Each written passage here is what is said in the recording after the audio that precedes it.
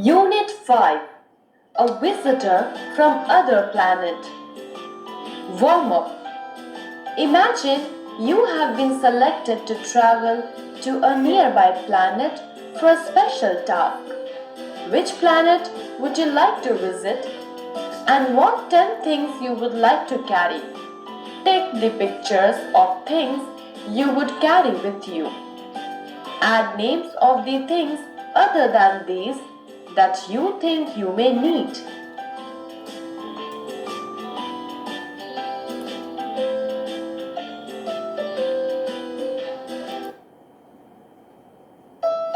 Read and enjoy. Once upon a time, there came to the earth a visitor from a neighboring planet, and he met at the place of his descent a great philosopher who was to show him everything. First of all, they came through a wood, and the stranger looked upon the trees. "Whom have we here?" said he. "These are only vegetables," said the philosopher. "They are alive, but not at all interesting." "I don't know about that," said the stranger. "They seem to have a very good manners. Do they never speak?" "They lack that gift," said the philosopher. "Yet I think I hear them sing," said the other. "That is only the wind among the leaves," said the philosopher. "I will explain to you the theory of winds. It is very interesting." "Well," said the stranger, "I wish I knew what they are thinking." "They cannot think," said the philosopher. "I don't know about that," returned the stranger.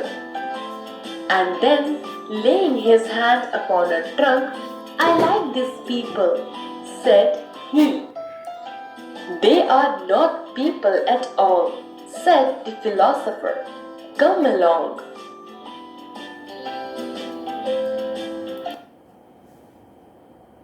Next they came through a meadow where there were cows. "These are very dirty people," said the stranger.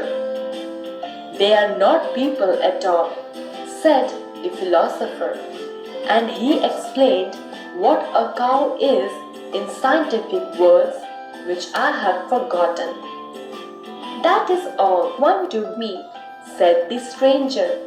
"But why do they never look up?" "Because they are graminivorous," said the philosopher, "and to live upon grass, which is not highly nutritious, requires so close an attention to business that they have no time to think or speak or look at the scenery or keep themselves clean." "Well," said the stranger, "that is one way to live, no doubt, but I prefer the people with the green heads." Next they came into a city, and the streets were full of men and women. "These are very odd people," said the stranger. "They are the people of the greatest nation in the world," said the philosopher. "Are they indeed?" said the stranger. "They scarcely look so." Robert Louis Stevenson.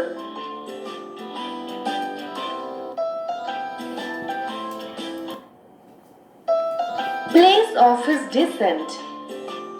Here, place where the visitor landed. Philosopher. A person who loves and pursues wisdom by intellectual means. Alive. Living, not dead. Lack. Do not have. Theory. A system meant to explain something based on general principles. Meadow. A stretch of grassland. Scientific. based on the principles of science.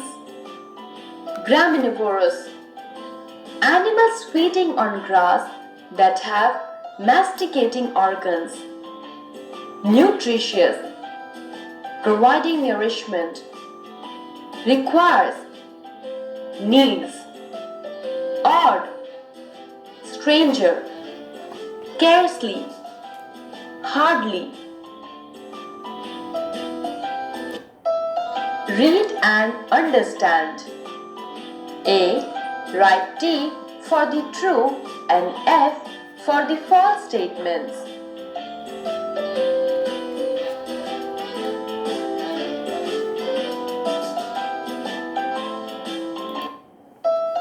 B. Take the correct answer.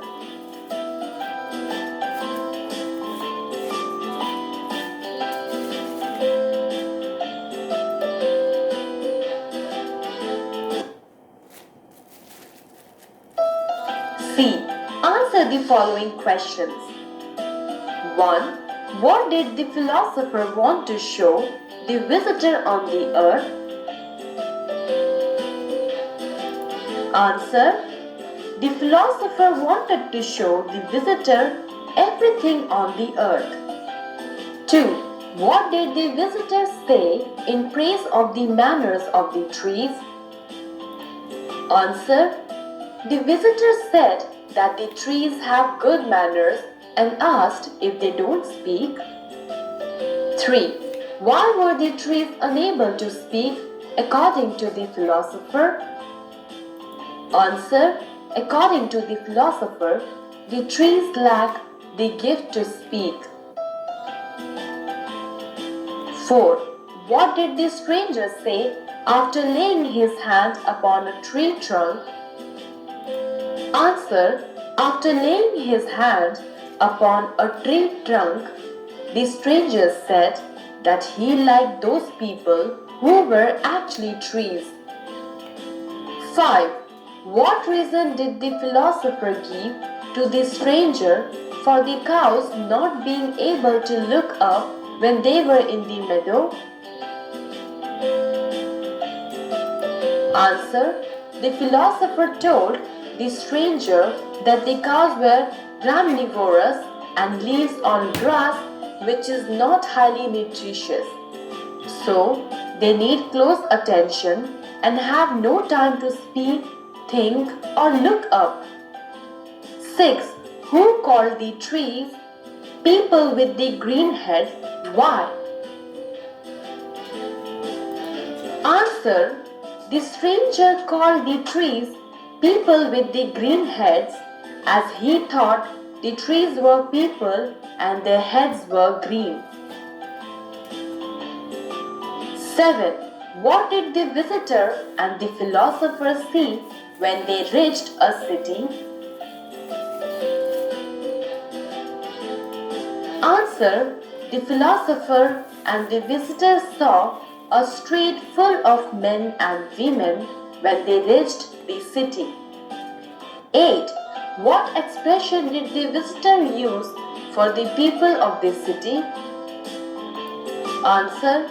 For the people of the city, the visitor used the expression odd and added that scarcely looked so.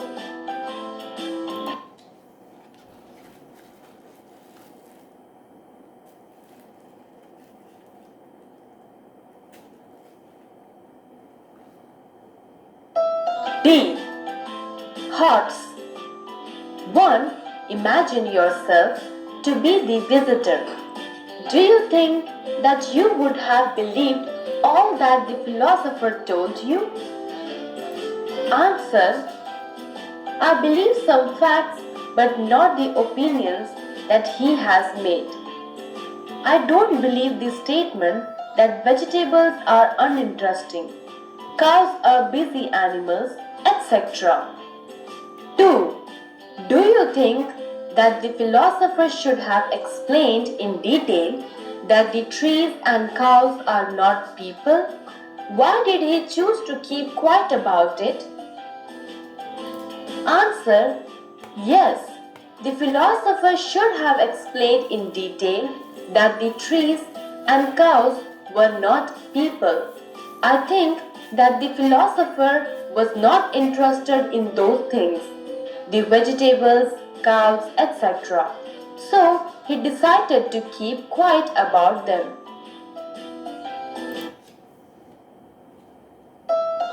Fun with grammar. Simple future tense. Verbs expressing the simple future tense. Read the following sentences. 1. I will go to Japan next month. 2. We will visit the Science Museum next week. The colored words are in the simple future tense.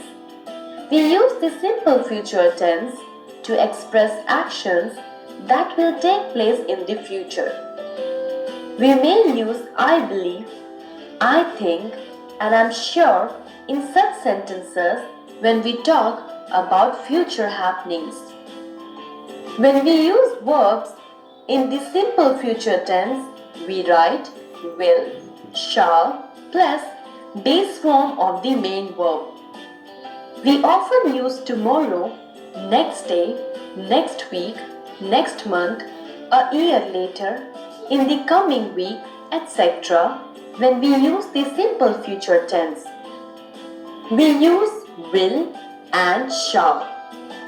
We generally use will with verbs in the simple future tense. Sometimes we may use shall with I or we. These days we mostly use will. We may use shall when we offer to do something or make a suggestion in question forms. Examples: 1. Shall I get a cup of tea for you? Offering to do something. 2. Shall we visit aunt as she is sick? Making a suggestion. A. Fill in the blanks with simple future tense forms of verbs given in the brackets.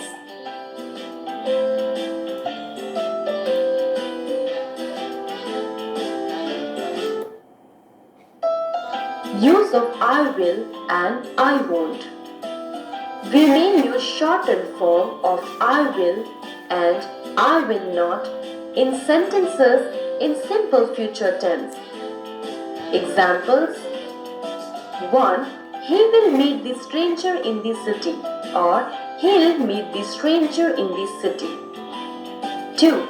I will not go close to the stranger as I am scared, or I won't go close to the stranger as I am scared. We use words like I'll, you'll, they'll, I won't, you won't, etc. while speaking. But while writing, we use I will, you will, they will, I will not, you will not, etc. B. Complete the following dialogues by using the shortened form of words given in the brackets. The first one has been done for you. Using of going to form in place of will, shall. We may use going to with verbs when we refer to actions in the future tense. A person may use going to in order to express what he or she has decided to do. Examples: I am going to revise multiplication tables. We may also use going to when we refer to something that is certain or most likely to happen in the future. Examples: 1. Sarita is going to win the trophy for Best Actresses because she acted very well in the play. 2. I read in the weather forecast that it is going to snow in the hills today. When we use going to with verbs, we write am, is, are plus going to plus base form of the verb. Sometimes we use going to when we refer to an action that is just about to take place. Examples: 1. The principal is going to give a trophy to the best student of the year. 2. The students are going to sing the national anthem as the program coming to an end. C. Fill in the blanks with the going to form plus base form of the verb given in the brackets. The first one has been done for you.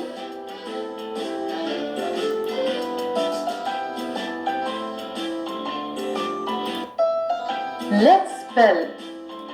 Complete the following words by filling the missing letters. Rewrite them in your notebook. Take help from the box.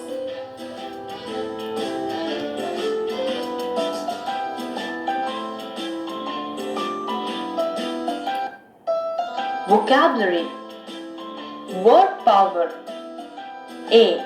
Find 10 verbs from the word grid and add ing to them. Also write them in the space provided.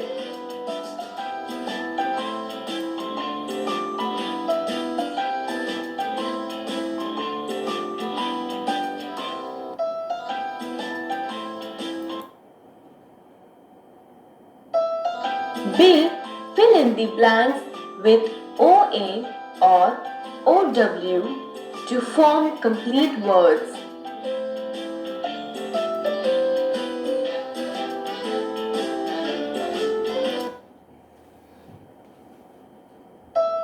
Let's read. Read the following passage. The movie called Avatar was directed by James Cameron. In this movie, humans attack a planet far away from the Earth. A tribe called Navi lives on that planet. The people of Navi tribe look like humans in form. The planet had flying lizards, floating mountains, huge animals, and glowing plants. The Navi tribe worships Mother Nature. Their god lives in plants and animals, especially in trees. The trees help them to get in touch with their mother. There is a special tree called the Tree of Souls. The humans want a very valuable mineral from the planet. The Navi tribe fights to save its planet.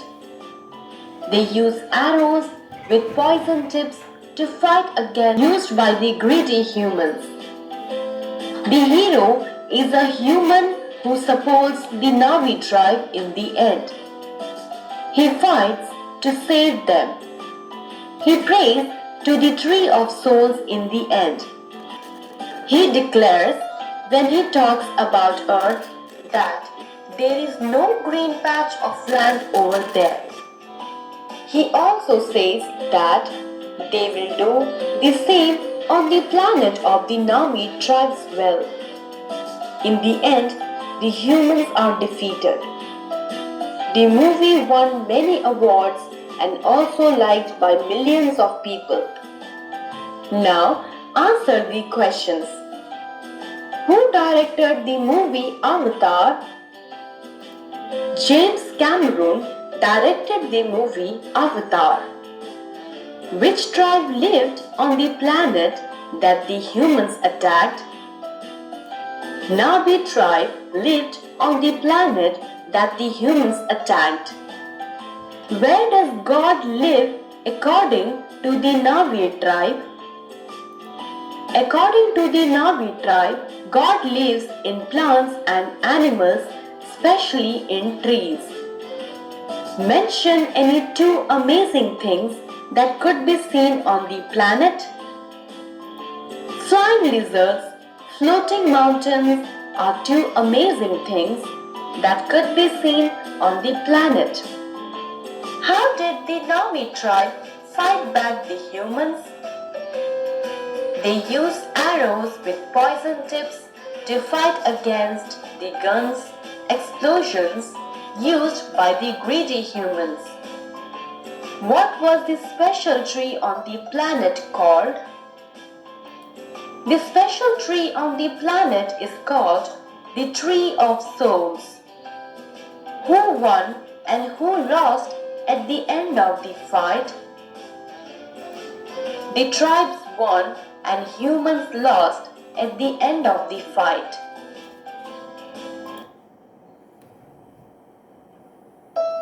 Let's practice. Follow your teacher while he or she is saying and pronounce the words correctly. 1. Axis. 2. Owl. 3. Beauty. 4. Before. 5. Cable. 6. Clamp. 7. Crimson. 8. Display. Let's converse. Read the following conversation and enact it out with your partner in the class. Priyanka. Akshay. Hello, Akshay. Hello. What's it you are carrying so carefully? Oh, this is a mini encyclopedia. I brought it from home. What's an encyclopedia, Priyanka? Well, it is a wonderful book. One can read about many interesting facts in an encyclopedia. You will be surprised to know that I just read about a tree called the General Sherman. It is the largest known living single-stem tree on the earth. Really? I'm sure it is in a forest in Africa. No, it isn't. The General Sherman tree is in the giant forest of Sequoia National Park in California. It is 275 feet tall and is believed to be 2,300 to 2,700 years old. That's interesting. Can I borrow your book for a day? I would like to read about this tree in detail. Why not? Here it is. Thanks.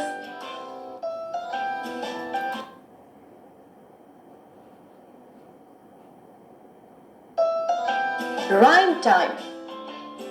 Read aloud the following poem and then recite it in a group. Ginny, a pretty girl, went to a neighboring planet. She flew with the mountain eagles, not a zooming jet.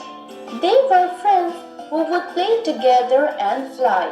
This trip was something new they wanted to try.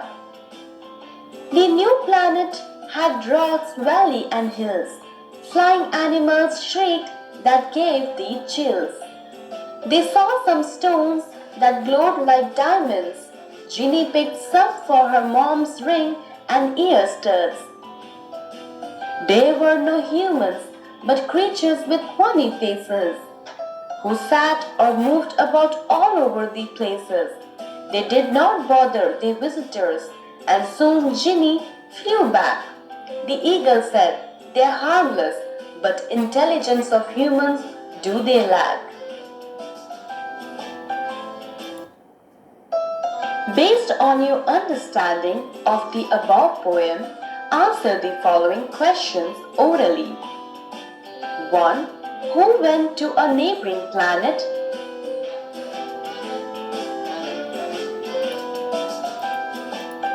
Answer. Ginny went to a neighboring planet. 2. What kind of animals lived on that planet? Answer. Flying animals lived on that planet. 3. What glowed like diamonds? Answer. Stones glowed like diamonds. 4. Who said that the creatures on the planet were harmless? Answer.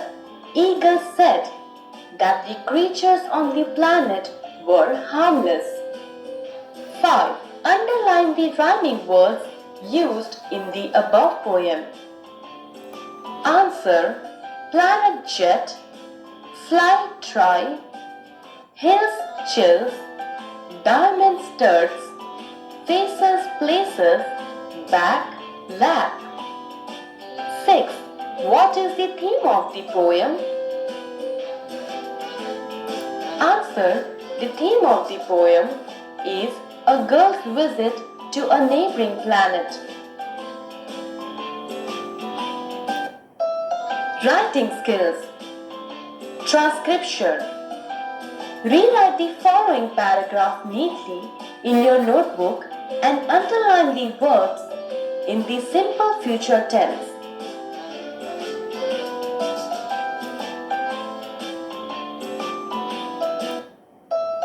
Composition.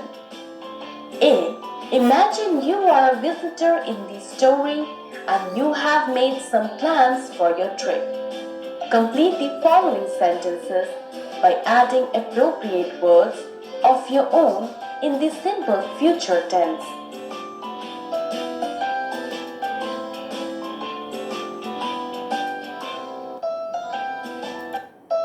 B.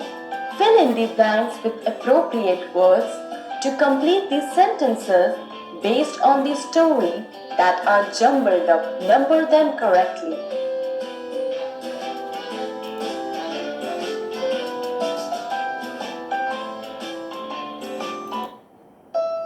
Homework. Discuss in your class how you can make your class one family. Write the points, only 6 points, in a list about what you plan to do in this direction and display it on the class display board. 1. I can make the class one family by making a better relationship. 2. I can develop good understanding with each other in the class. 3. I can be ready to help others in the class. 4. I can share things with the friends. 5. I can help one another to improve skills. 6. I can discuss the lesson well to understand them properly. Project work. Work in groups of 8 to 10. Make a poster or collage to show an imaginary planet that you had visited. Show the creatures that lived there and what the surface looked like. Draw and show things that interested you over there. In one corner, you can show the spaceship in which you have traveled. You may use silver or glazed paper, beads, thermocol, or any other material to illustrate the planet that you visited. Use your imagination to make it eye-catching and attractive. Think of a new name for the planet and write it. Value Corner. Life skills. The whole universe is one family. Shake off all narrowness, selfishness, limitations, and wake up to work for the benefit of all.